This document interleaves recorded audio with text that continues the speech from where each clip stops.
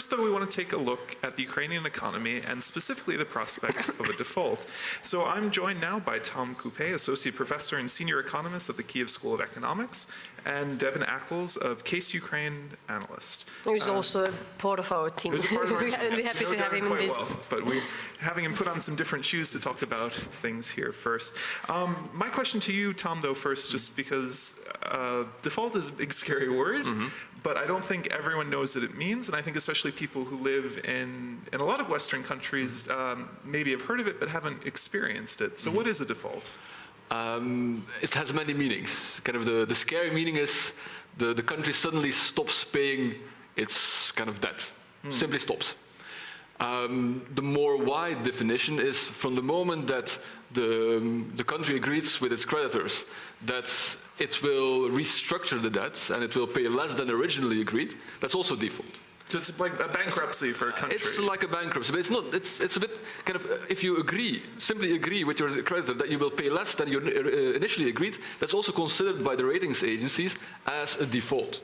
So it's not really that suddenly you cannot pay anything anymore. You also just agree on friendly terms with your bank that you will pay a bit less. Now you're making this sound quite nice. Like for a country that owes money, or for me, if I owe a lot of money to someone and I can say nicely with you and sit down and be like, I owe you a couple $100,000. Would it be alright if I just paid you a couple $1,000? Well, it doesn't have to be a couple of thousand. They can say, okay, maybe I'll pay you 80,000 or 70,000. But that's quite good for me. So why are people worried about Ukraine? What's bad about it? Yeah, and the point is that how probable is that?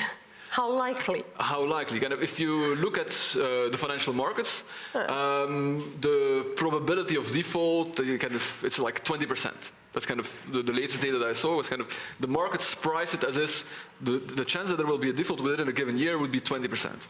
So that's high in international standards. That's high, but that doesn't mean for sure there will be a default. And again, a default also is just a restructuring, even a friendly restructuring. Like in 2000, there was a default in Ukraine. It didn't mean that suddenly Ukraine said, we're not going to pay. No, they said kind of, okay, we are in trouble. Let's sit together and agree to kind of restructure our debt. But correct me if I'm wrong. I mean, some of it with the default also seems to be the faith that the international markets, all of them lenders have in a local economy. And in Ukraine, part of the issue that we have a graph from the Economist where they show Ukrainian foreign reserves, which have been going down consistently, which ideally, and not an economist, but I do my best here, ideally you want 2.5 months, right, of imports, you want to have that. Right, more. The more the better, yes.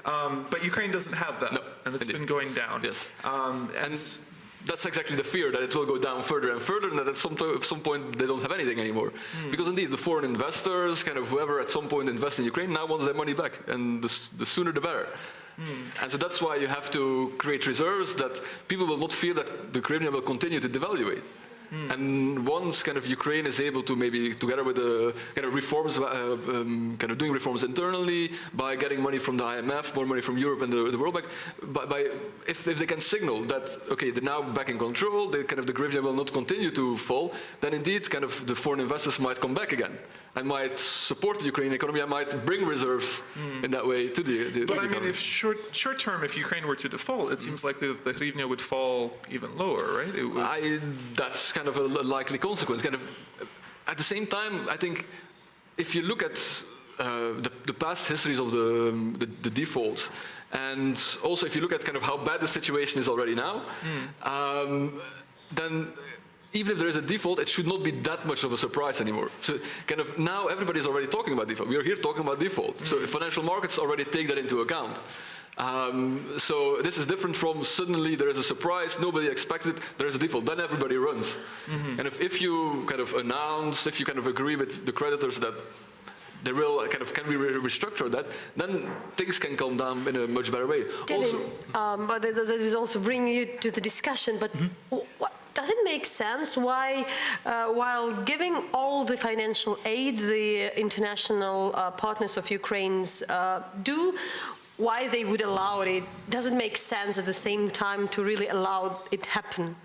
Okay, so yeah, the expectation, I didn't see the 20% figure regarding the default yet, but right now, obviously, the international community has put a lot of money, especially in the past year, into Ukraine, around $17 billion.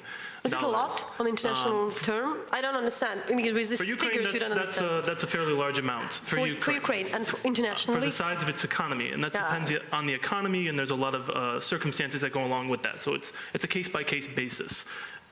So this year, the expectation originally was around 15 million. That's what the IMF had said, or sorry, billion, 15 billion. But that figure is being readjusted a little bit, and it's probably going to go up, 20 billion. There's nothing clear just yet. They're trying to put a package together. So what's going on with Ukraine as far as regarding the default? It doesn't seem realistic at all. Right now that they're going to allow them to go into default.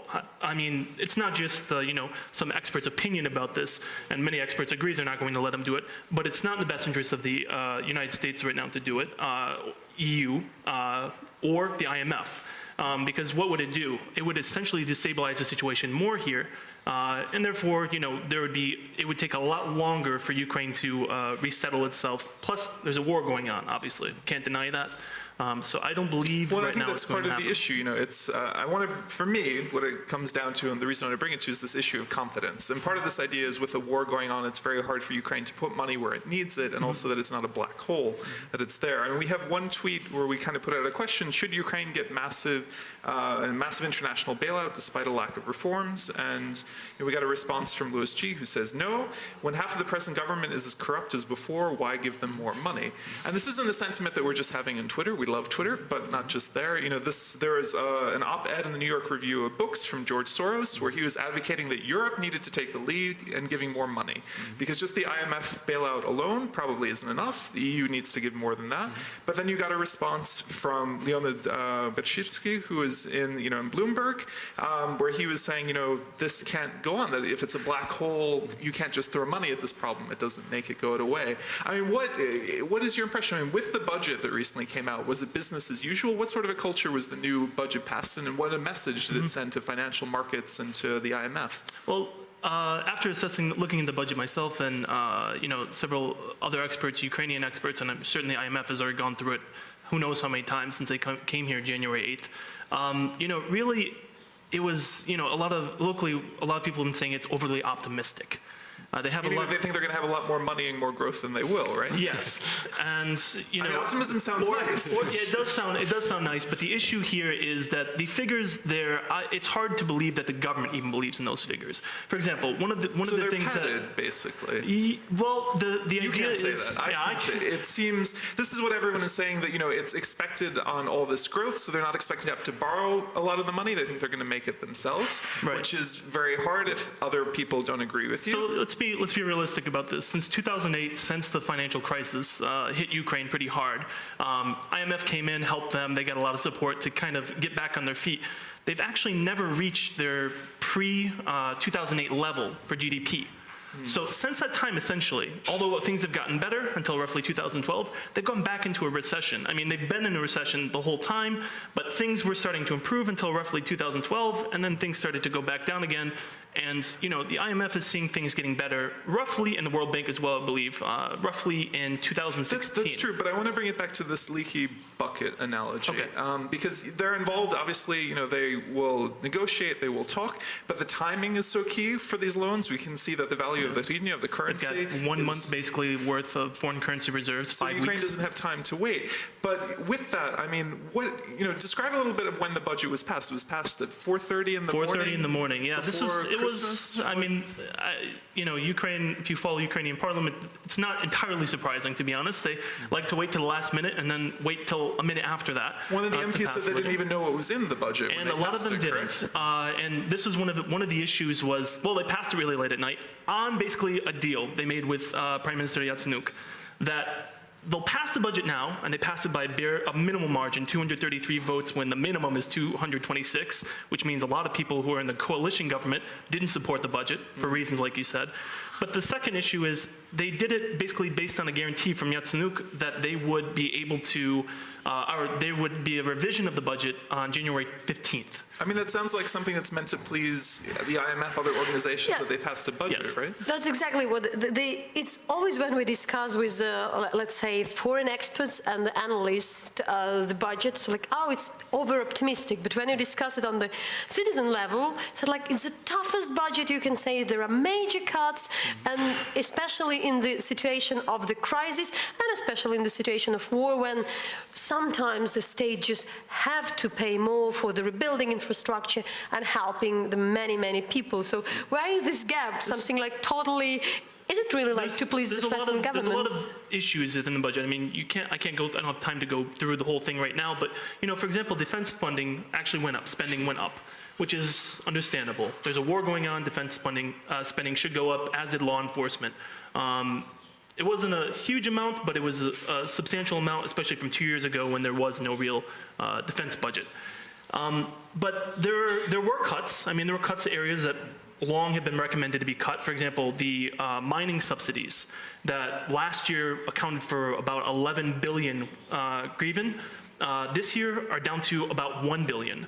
So yes, the mines will feel that. Yes, the workers are predominantly in the Donbass, and a lot of those mines are actually in Ukrainian-controlled territory. They will feel that. But the subsidies going into there, they wanted to redirect those subsidies elsewhere and use that money for other programs. Yes, there are going to be cuts, but if you actually look at the overall social, welfare package, Social Security, the other support mechanisms here for the needy, they've actually gone up. They've actually gone up around, I believe it's something like 20%. So their deficit for the pension fund, for example, has grown substantially. And they don't have money to cover that. And they're planning on covering their deficit, the money they don't have, by collecting more taxes. Well, how are you going to collect more taxes when most people are trying to avoid paying taxes right now? Because they don't know what's going to happen tomorrow. And there's a lot of easier ways. I mean, corruption's actually gone up in Ukraine since the conflict began. And I mean, since we're coming to this, these are scary things. Taxes scare people. Already under Yanukovych, there was a sense that, especially for small businesses, taxes were unfair, that it was squeezing people, making it very hard to stay open, favoring people with connections and chains. But I wanted to come back to this other point, because if I'm not mistaken, you'd written about the prospect of default, and you've written in the past, I believe, about how it can be good for countries. It can be getting out of a bad situation, but that's not the case with Ukraine. Well, I think it's I think what I wrote was more that it can be part of a general package of measures that can help the economy to relaunch. Because just as I said before, we need to have this break point, where after that everybody can become actually optimistic based on reasonable numbers. And so as part of that, it doesn't have to be, but it could be considered as part of such package. But it seems like what's good about it is you can get a better deal. If you're having a bad deal that's crushing you, you could renegotiate to make it better. But no, right? it's if everybody understands that the debt is not sustainable, then you have to do something. No, we can continue to muddle on and say, yes, we're going to do something. If nobody believes you, then it doesn't solve the problem. But it seems like it's hard for Ukraine because people don't want to give Ukraine money.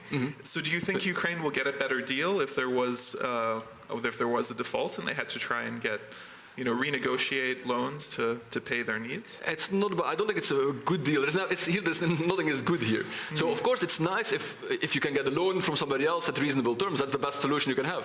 Right. So of course it's nicer if the foreign donors, IMF, come with more money. I think everybody would realize or would accept that's nicer. But if they don't want, then you have to find other ways. But then what? When you understand that there is a situation when there is a conflict, there is the real huge bulk of infrastructure destroyed, and there is a need for additional money, and everybody but wants Ukraine to perform better. And what the country can do, in what kind of reforms may help? Well, I think the reforms have been clear. Being more or less precise. At least a decade. First of all, tax reform is a big thing, and they passed a series of. They passed a law where they reduced the number of taxes from 22 to, I believe, 9. And that's good. But the problem is they've also penalized big business a little bit more than before because they're looking for reliable taxpayers. They don't have reliable taxpayers right now. So they're putting it on, for example, big business because they know big business is easier to find their accounts, to deal with them. They can harass them and get more money out of them.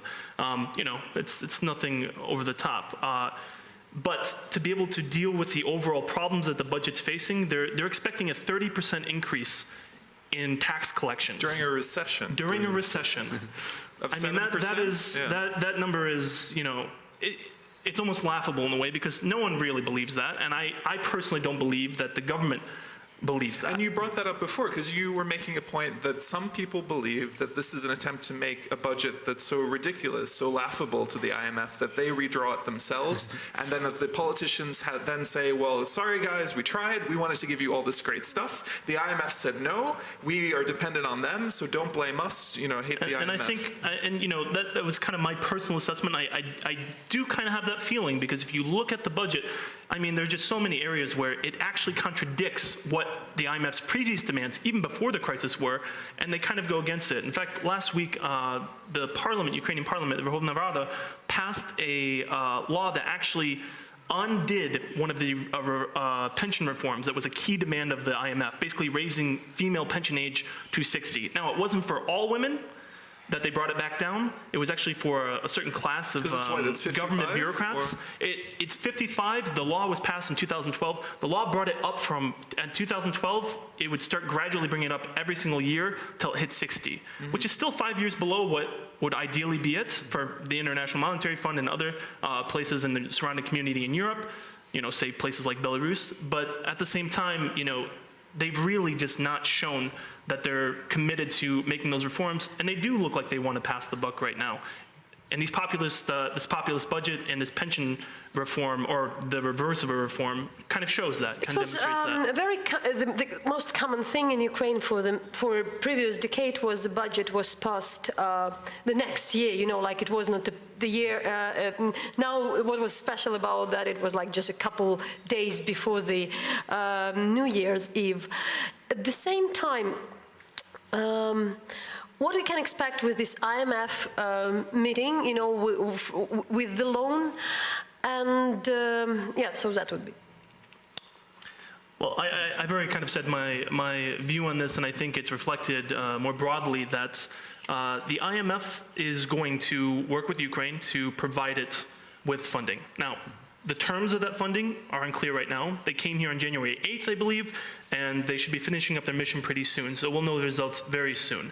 But it's going to be how, and then how many times they give it to them. For example, the first package might be, there's already money from the European Union. There's $2 billion more coming from the United States, pending approval from the IMF's mission here. So there's going to be money here fairly quickly. It's already in the works. It's just how much and on what conditions. Last year, actually, when Ukraine was in really bad need of money, the provisional government did a very good job in the very beginning of just going down the list of IMF recommendations that had been the year before. For example, raising the energy tariffs, how much people pay for gas in their house. They did it immediately. It was a political issue for maybe 10 years. No one wanted to touch it. They did it, and they can push these things through. Now that they have an even more powerful coalition in the government, they seem to be reluctant to do some of these things. At the same time, what I've heard, at least from a different, international sources, that they are happy that the budget is there, and it's like it really sounds as that, and that there should be something at least to start, So what would be, what would be your thing? Because I mean, Devin, you you said it's populistic, but it's something totally different from what I've heard often. I mean, it's definitely not perfect, but I hadn't heard that much criticism. Well, I think it was approved, but then everybody agreed that within 1.5 months they would rewrite it. So this leaves open everything, no? So, and I think that's what indeed the IMF mission is here now. They will rewrite it. They will come back with something different. Hopefully, something that is more convincing to everybody, because everybody makes the money conditional on reforms. Like the US just promised more money if they do reforms, and so that's also the IMF will say, right? If you do reforms, we'll give more money. And I think the point behind that actually is it is a conditionality, but I think the rules have changed a little bit. First of all, I think the first tranche of money, the first loan is coming, regardless of if there's going to be real hard conditions set for it, because Ukraine's in a crisis situation now. But what's going to happen later is more important because, for example, last year Ukraine passed the whole package of anti-corruption laws. A lot of them very good, highly praised. A lot of civil society experts worked on it. By and large, good laws. Now, those laws haven't been implemented at all. Not one of them has been implemented. They're creating slowly the Anti-Corruption Bureau, but it's going to be a long process for them to even start getting things. Passing the law is one thing. Implementing them is another thing. Well, I think that's something we'll want to look forward in the future. We have these laws, but part of the reason why we like having you here and looking forward is just seeing how it's developed and what's actually implemented and what effect it has. So thank you so much again for joining us.